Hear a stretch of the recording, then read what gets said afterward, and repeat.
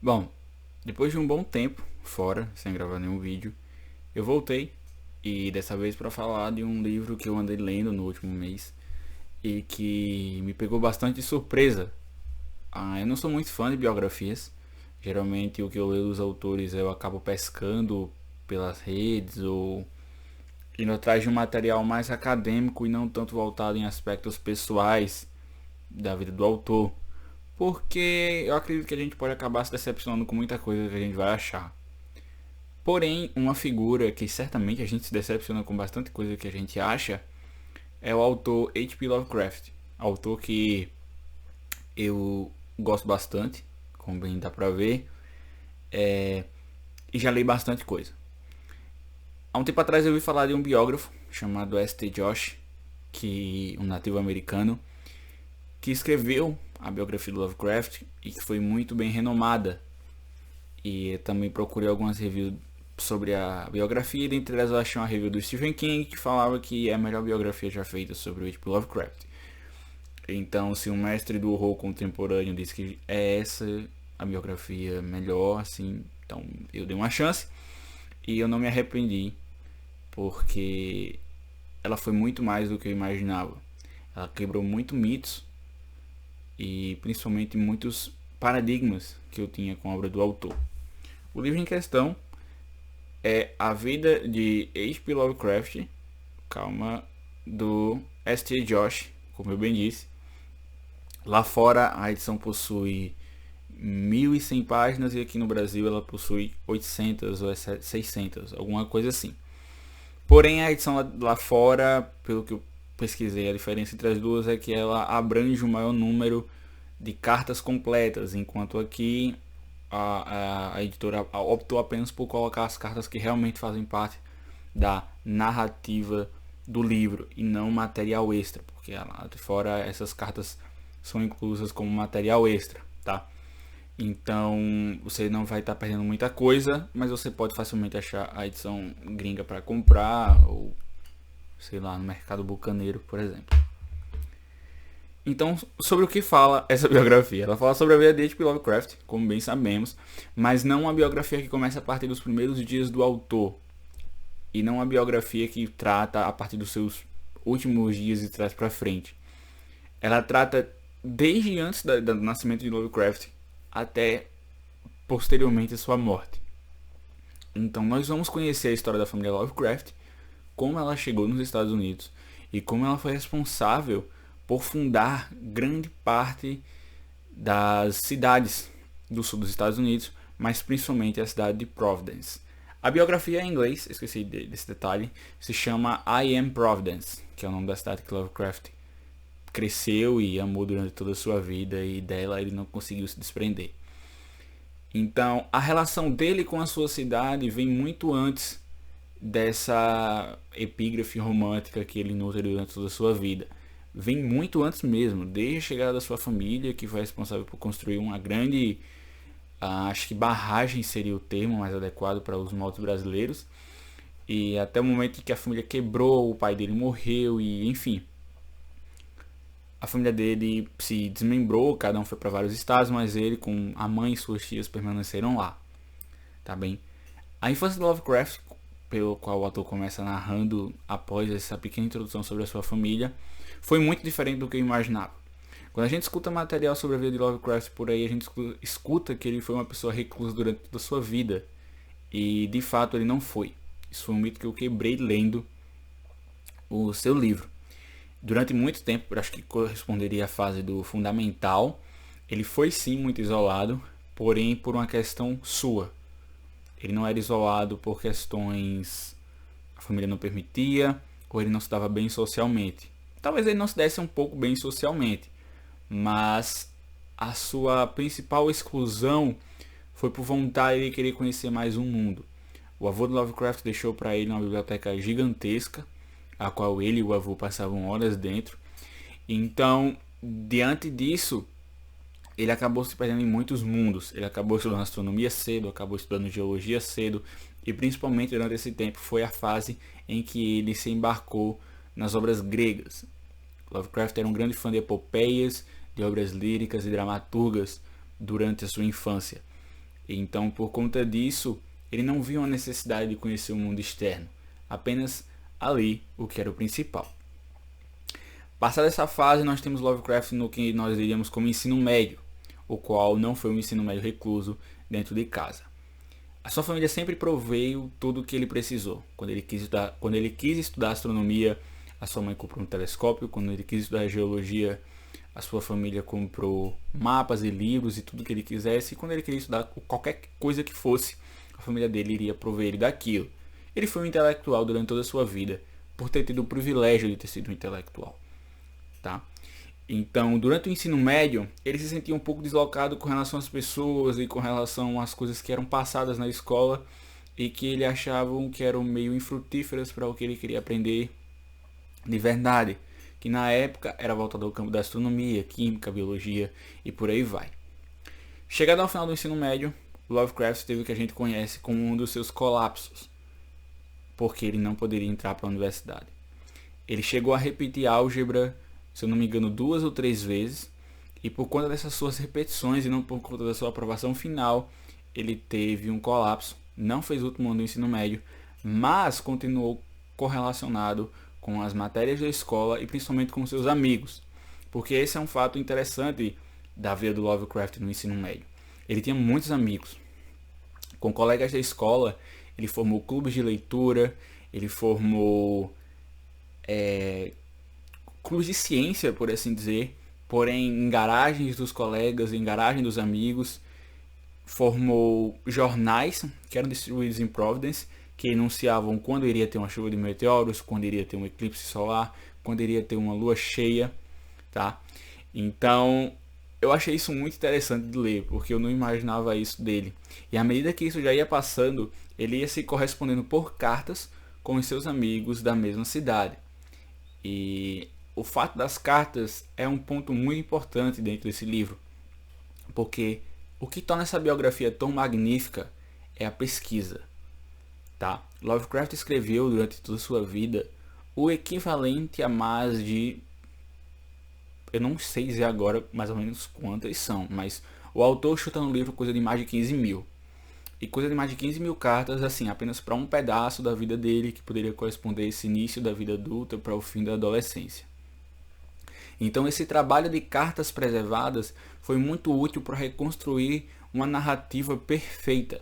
Lovecraft não teve uma vida apagada, ele não teve uma vida que ninguém sabe o que ele fez. A gente sabe muito bem o que ele fez durante muito tempo e o que ele fazia nesse inteirinho de tempo, quais obras ele estava escrevendo, o que ele estava querendo fazer no futuro, graças a esses registros. Então esses registros foram fundamentais para definir esses anos do Lovecraft com relação à sua escola e à sua universidade não cursada e à sua família. Durante o final do ensino médio, o seu avô veio a falecer, o que contribuiu também um pouco para esse colapso que ele veio a ter, mas principalmente a sua falta de aptidão pelas áreas da exata foram um problema e que acabaram fazendo ele tacar o foda-se e não se importar em ir para a universidade. Tá? Ele foi um autodidata a vida inteira. Passado esse período, que é, bem, quando se começa o período mais interessante da vida do Lovecraft, é quando conhecemos o Lovecraft já adulto. O Lovecraft com suas opiniões políticas, suas opiniões raciais e principalmente um Lovecraft que é muito apegado aos Estados Unidos. Eu digo isso porque uma outra impressão que a gente tem é que ele foi recluso a vida inteira. Mas passado esse tempo, desse colapso que ele teve no final do ensino médio até um outro período da vida adulta, ele viajou bastante. Foi uma coisa que ele fez bastante. Ele chegou a visitar toda a costa sul e leste dos Estados Unidos, chegou até mesmo a visitar a Califórnia, acho que umas 2 ou 3 vezes. Não era um estado que ele tinha muito apreço, mas ele chegou a visitar sim, por conta de uma pessoa que eu vou mencionar depois. Então ele começou escrevendo seus contos mais ficcionais no início da vida adulta e começou a distribuir ele para várias e várias editoras. A Amazing Fantasy, a Outstanding Stories, dentre outras editoras que acabaram por aceitar esse material e incorporar no seu catálogo. E os editores faziam uma amizade com Lovecraft E o Lovecraft conhecia outros editores e outros escritores a partir dessas publicações, e assim ele criou uma rede gigantesca de pessoas. Os amigos de Lovecraft na fase adulta já não eram mais os mesmos da infância, apesar que alguns da infância ainda continuavam acompanhando ele. Ele tinha uma grande fama em Providence de ser um escritor, ele já era conhecido por isso. Além da fama da sua família, claro. Então, por ele ter uma família conhecida, todo mundo sabia quem eram as pessoas e sabia o que elas faziam, por assim dizer. Esse circuito que Lovecraft criou com autores foi muito importante, porque dali veio a definir muito do que seria todo o material que ele viria escrever. Muitas pessoas questionavam por que ele não escrevia sobre pessoas. Ele era um grande eloquente em material de ficção, literária pura. Mas ele falava, eu não tenho interesse em pessoas. O que eu quero escrever não está aqui. O que eu quero escrever não parte do nosso mundo real, ao mesmo tempo que partia e ele não percebia. Então, o Lovecraft, a partir disso, ele passa a suprir uma demanda que estava sendo exigida pelo mercado do amadorismo muito grande. Ele se envolveu com o mercado amador durante muito tempo. Essa fase da vida adulta dele corresponde, além desses inícios de contos de ficção, muito trabalho em material jornalístico puro. Ele escrevia colunas, ele escrevia resenhas e ele publicava em jornais amadores que vinham atrás dos seus serviços durante essa estadia dele, durante esse início da vida dele adulta. Então é muito interessante conhecer esse lado, porque eu achava que ele tinha apenas vivido da ficção a vida inteira, mas o trabalho jornalístico dele foi de suma importância para a preservação de material e para uma luta pela preservação do trabalho amador, porque ele era uma pessoa muito engajada nessa luta. Ele defendia, claro, a existência de jornais formais, que exigissem currículos, mas ele não se prendia a isso para publicar o que ele bem entendia em jornais pequenos, de baixa circulação, por assinaturas e tudo mais. Hoje em dia na internet a gente tem bastante isso, de sites e blogs que exigem assinaturas para você conferir um material de pessoas amadoras, e eu acho isso muito válido e tenho certeza que ele ficaria bastante feliz com esse tipo de coisa que tem hoje em dia. Passada essa fase dele, esse metade do início da vida dele, Lovecraft veio a se casar com uma judia que ele conheceu em um dos seus círculos de leitura, porque ele frequentava vários círculos de leitura, principalmente nas cidades de Salem. E ele era apaixonado pela cidade de Salem e por uma cidade costeira, Salem, que eu esqueci o nome agora e não tenho obrigação de lembrar, você pode ler o livro e conferir. Então, ele conheceu sua esposa e eles trocaram cartas mais ou menos durante 2 anos. As cartas que ele trocaram nesse período foram todas destruídas após a morte dele. Ela sentiu-se na obrigação de destruir tudo, porque eles já não estavam mais juntos depois da morte. E o autor no livro lamenta que foi uma pena muito grande, porque poderiam ter sido encontradas coisas ali que iriam definir muito mais da personalidade dele. Porém, a ex-esposa dele viveu bastante tempo ainda para conceder entrevistas e várias outras coisas. Passaram-se desses 2 anos que eles passaram trocando cartas, ela levou ele para Nova York. E em Nova York foi onde ele se aproximou mais dos amigos que ele tinha por meio de correspondências. Era muito interessante vários momentos em que ela narra por cartas que chegava do trabalho e ele não estava em casa, tinha saído com os amigos e, visitar as antigas propriedades de Nova York, as cidades próximas ali que tinham uma aspiração mais colonial e que ele era apaixonado por aquilo. Lovecraft ele foi um cara que ele precisava de muita inspiração para escrever.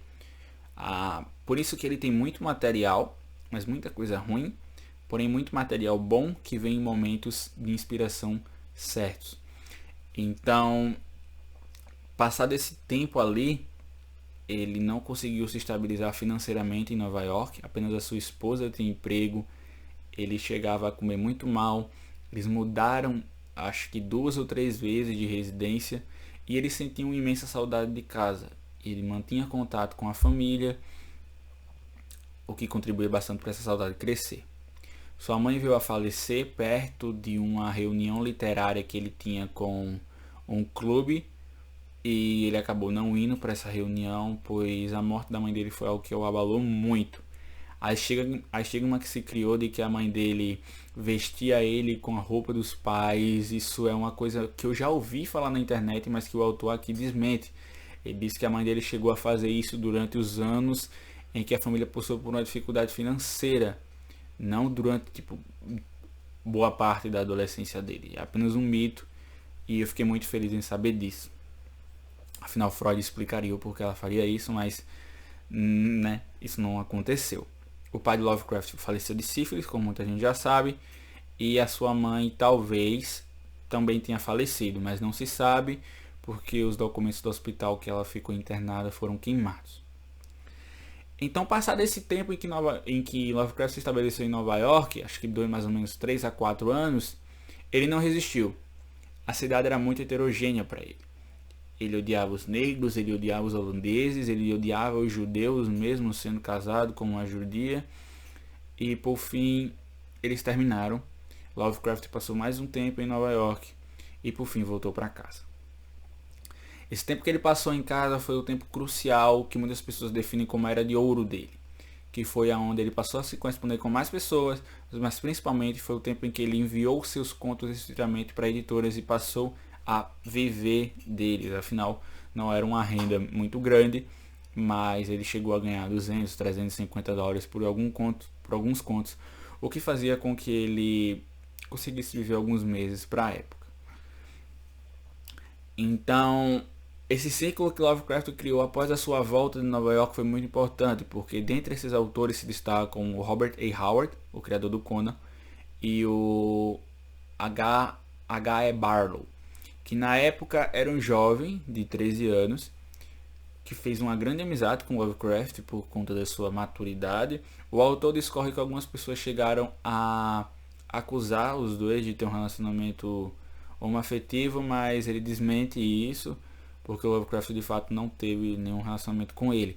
Mesmo até porque isso é sustentado porque o Barrow faleceu, acho que nos anos 80, ele se suicidou. E o motivo do suicídio foi porque ele era homossexual e tinha muito medo de não ser aceito. O que sabemos é que provavelmente o Lovecraft não teve nenhum relacionamento com ele, porque se tivesse ele teria... O Lovecraft não tinha tendências homoafetivas, então ele não partiu para cima do Barlow, o Barlow deu em cima dele. Se isso acontecesse, com certeza a amizade teria sido rompida. E também pelo Barlow ser apenas um jovem de 13 anos, eu acho que ele não tinha uma noção muito bem ainda do que acontecia e ele era muito ocupado com a própria literatura. Ele vivia pela literatura e por isso ele se identificava tanto com Lovecraft. E a importância do Barlow, como eu disse, o jovem da Califórnia era ele, e o Lovecraft ia visitá-lo na sua casa 2 ou 3 vezes ao ano e deixava sobre sua responsabilidade materiais que ele gostaria que fosse publicado póstumamente, além de tudo que já havia sido publicado.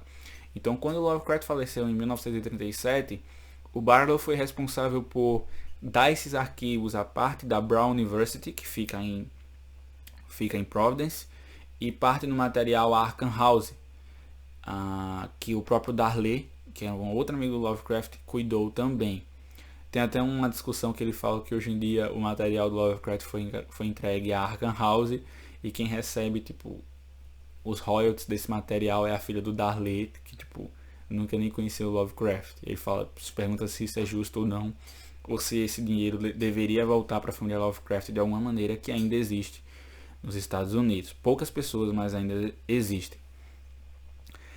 Então, esses contos que o Lovecraft escreveu voltando em Nova York, na sua conhecida como Era de Ouro, incluem os mitos de Cthulhu, a Sombra de Innsmouth, a Sombra Fora do Tempo, e por aí vai. Também algumas pequenas poesias que ele escreveu durante a fase adulta e algumas outras que ele escreveu durante a vida mais jovem foram publicadas e tentaram ser compiladas para um livro, mas que nunca deu certo. Eu esqueci de mencionar isso também. O Lovecraft durante a sua infância e adolescência ele escreveu bastante poemas, principalmente poemas muito racistas. Mas que nunca viram a luz do dia em uma publicação formal mesmo até a sua morte, porque depois da sua morte, enfim, tentaram sugar a alma dele o máximo possível. Então, com essa sua estadia em Providence, mais uma vez, Lovecraft passou a curtir um pouco mais a sua vida. que foi essas viagens que ele fez pela costa sul dos Estados Unidos e pela costa leste. Passou a ter um ciclo maior de amizades e principalmente a escrever um pouco mais mediante as suas inspirações vinham. Ele relata um pouco sobre o seu incômodo do casamento. Foi algo que ele meio que fez porque quis, mas que ele sabia que não tinha uma grande chance de não dar certo. A sua esposa, ex-esposa, ela admite que tentou meio que convencer ele a mudar. Ela tentou fazer com ele uma coisa ruim, ela admite uma carta que era mudar ele, moldá-lo à sua forma, coisa que ela não conseguiu. Ela achou que levando ele para Nova York, ele iria perder o seu preconceito racial, porque mesmo casado com uma judia e mesmo Lovecraft apoiando regimes totalitários da época, como o próprio Hitler, ele tem uma carta que ele descreve uma fascinação pelo Hitler. Ele era contra a violência dos povos. Ele achava que as pessoas deviam ser separadas apenas, tipo, não queria judeus nem negros nos Estados Unidos, mas ao mesmo tempo não era a favor da morte deles, entendem? Ele queria uma segregação, mas não queria uma punição por conta de cor ou raça da pessoa. Tanto é que em uma outra carta ele descreve os horrores que ele ouviu falar sobre os campos de concentração, o início dos campos de concentração, alguma coisa assim. Então, passado esse tempo, já pela metade dos anos 30, Lovecraft já se encontrava num período muito recluso de sua vida, apenas voltado a seus pequenos círculos literários, porque ele publicava poucas histórias e as suas antigas histórias estavam atraindo mais fama.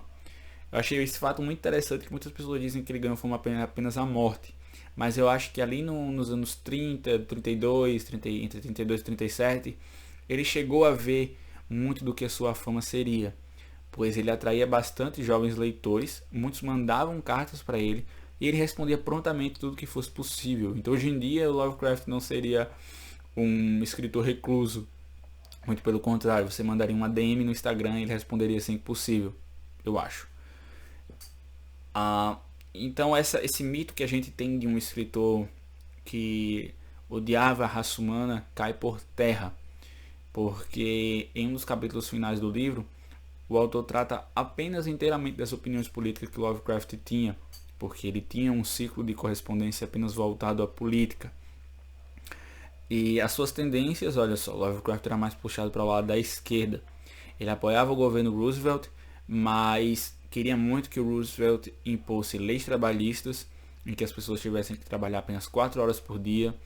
Ele odiava os bolcheviques, mas ao mesmo tempo ele tinha uma certa admiração pelo fato deles terem um sistema de saúde que na época era muito bem elogiado. Ele definiu o sistema de saúde público e gratuito para todos, e era contra a guerra, porque a sua opinião contra a guerra era que elas destruíam os povos e principalmente os povos brancos, mas ele defendia que todos os povos deveriam ter a sua identidade preservada culturalmente, não importasse o quão inferiores fossem essas pessoas. Então, à medida que essas ideias políticas do Lovecraft progrediam, as suas ideias sobre raça retrogrediam, porque ele realmente não viu essas pessoas como um desdém de ao menos dividir uma terra com ele, entende? Então, essa figura de uma pessoa racista, ela ecoa bastante na vida do Lovecraft, mas quando você pega o outro lado da moeda, você vê que ele não era uma pessoa que era compunhamente inteiramente má, por assim dizer. O S.T. Josh, com o autor do livro, não chega a passar pano para o Lovecraft, mas ele diz que é uma pena que muitas das ideias do autor sejam deixadas de lado apenas por conta dessa face dele, entende? Ele chega até a citar Heidegger. Heidegger é um filósofo estudado até hoje, mas que era abertamente nazista. Então nós escolhemos para quem nós passamos pano, ou nós, sabe, opinião do autor, não minha. Mas eu compartilho bastante um pouco disso também e entendo o que ele quer dizer. Lovecraft de fato tinha muitas ideias à frente do seu tempo com relação ao bem-estar humano, mas tinha esses certos pecados. Em outra perspectiva, ele vai tratar também sobre a vida sexual do Lovecraft, que é uma curiosidade que muitas pessoas tinham. Pelo que está entendendo durante toda a obra, ele só teve relações sexuais com a sua esposa. Ele casou virgem com ela, ela relata em uma carta, tem postulado aqui. Não acho que seja a parte mais interessante do livro, mas ele menciona porque é uma curiosidade de muitos fãs e é uma coisa que ele encontra em cartas. Uma outra carta do Lovecraft é citada, em que o Lovecraft, durante uma das suas saídas com seus amigos dos seus ciclos literários, ele é levado para um prostíbulo e as garotas lá são super fãs dos contos dele na Weird Tales. Todas liam literatura pulp e queriam dar uma rodada de graça por conta da casa para ele, mas ele não acabou aceitando.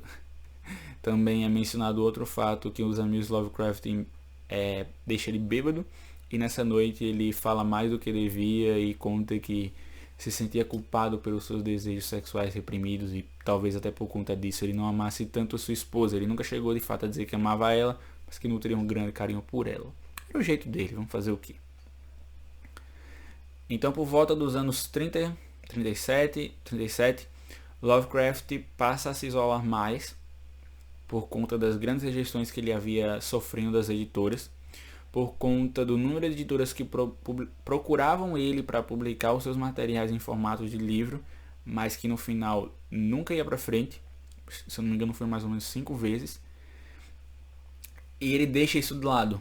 Isso acaba afetando bastante ele, fazendo com que ele fique bastante recluso. E aí vendo aquela história que muita gente escuta falar, passando a ter uma dieta péssima.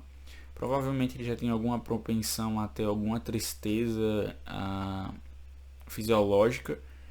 E ele acaba contraindo um câncer e acaba morrendo. Em 12 de março de 1937. Se eu não me engano é essa data. E a sua ex-esposa estava com ele no seu túmulo. Alguns meses antes ela o encontra, ele passa o Natal com ela em Nova York, pois eles mantiveram um contato, e ela pede um beijo e ele diz: eu acho melhor não. Isso é muito impactante de uma certa forma, pois mostra a caricatura dele em não procurar remoer o passado. Ele fala que o passado é uma coisa que a gente não deve mexer, mas principalmente aprender com ele. Então ele aprendeu com o seu passado sobre o seu casamento. Dentre isso, nós vamos ter mais algumas notas ao final do livro sobre suas questões políticas.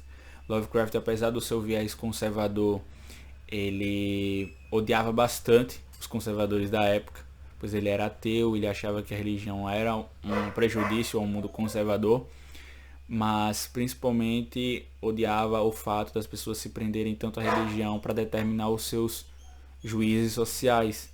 Então, ele se sentia bastante ofendido por dividir ali o mesmo espaço com os conservadores da época, que ele só tinha mesmo racismo em comum com essas pessoas, mas o racismo dele era por questões científicas e os deles eram mais por questões religiosas.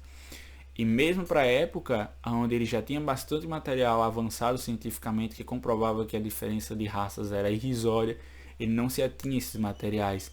Ele se atinha principalmente ao que ele queria ler. Então, há partidos de pautas sociais sobre trabalhadores, partidos de pautas sobre saúde pública, ele se entretia, mas a ciência relacionada à fisiologia humana e por aí vai, eram algo que ele fechava os olhos e não queria ver. Para ele as pessoas eram diferentes e acabou. Então o autor no final discorre mais uma vez sobre o impacto da morte do Lovecraft no mundo. Ela repercutiu muito durante o ano em que ele faleceu, não foi uma coisa que esperou muito tempo para ter um impacto. Ela realmente foi bem forte. Alguns meses antes, o Robert A. Howard tinha falecido, o criador do Conan. Ele ficou bastante abalado, se isolou por um tempo por conta disso. E, enfim, talvez tenha surtido algum efeito no isolamento dele também. A morte de Lovecraft ocorreu, ele se foi, e há mais de 70 anos. E é incrível pensar que, como o autor em vida ganhava bem pouco, ganhava apenas o suficiente para sobreviver, tinha um certo ciclo de admiração, mas consideravelmente ele vivia na miséria. Os seus esforços de conhecer os Estados Unidos de cabo a rabo se davam muito por uma questão de eu vou, não importa o que eu tenho no bolso ou não. Ele era um mochileiro, como a gente bem conhece por aí. Então, ele ia, ele conhecia, ele se inspirava, ele escrevia, ele inspirava outras pessoas que criaram o seu culto, o seu ciclo de culto ao Lovecraft, pessoas que escreviam as suas obras no universo dele. Ele admirava isso, ele pegava essas obras, implementava também um pouco mais alguns elementos de referência aqui e ali, criava novas amizades. Ele de fato não foi um escritor recluso, e dá-se a entender que se ele não fosse tão aberto assim, muitas das obras dele não teriam sido escritas. Entendem?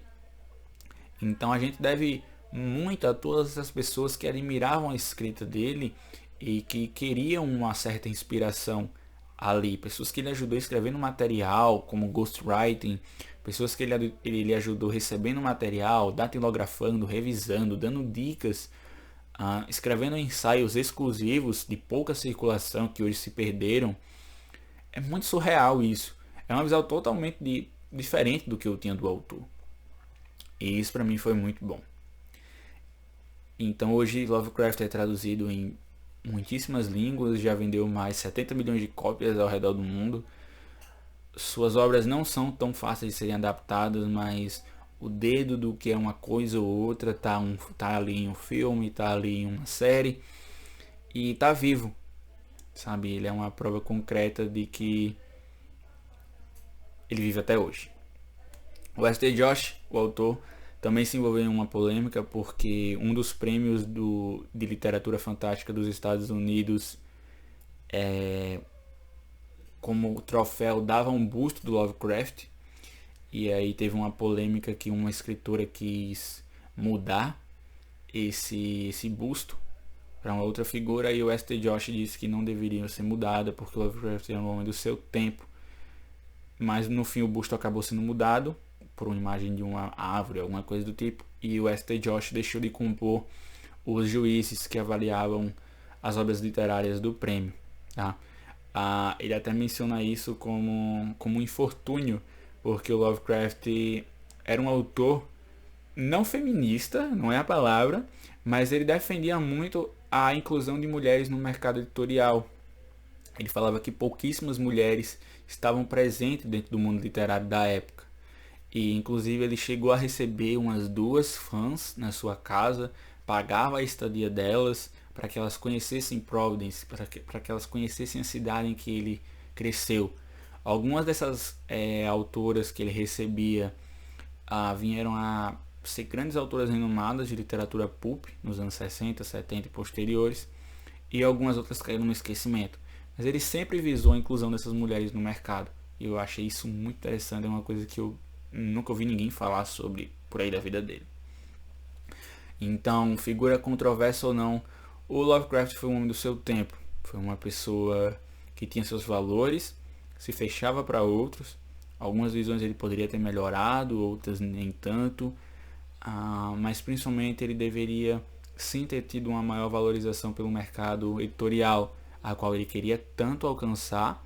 Por mais que ele preservasse o amadorismo, por mais que ele gostasse da literatura clássica, a literatura pulp ela é admirada por pessoas que vão desde romancistas laureados como Jorge Luiz Borges, a diretores de cinemas como Guilherme Del Toro, como escritores de ficção, que é o caso do Michel Houellebecq, desse livrinho aqui. Ele é admirado e a sua obra criou um impacto único no mundo. Então, a gente deve agradecer ou não? Fica a cargo de cada um. Então é isso, eu fico por aqui e vejo vocês no próximo vídeo.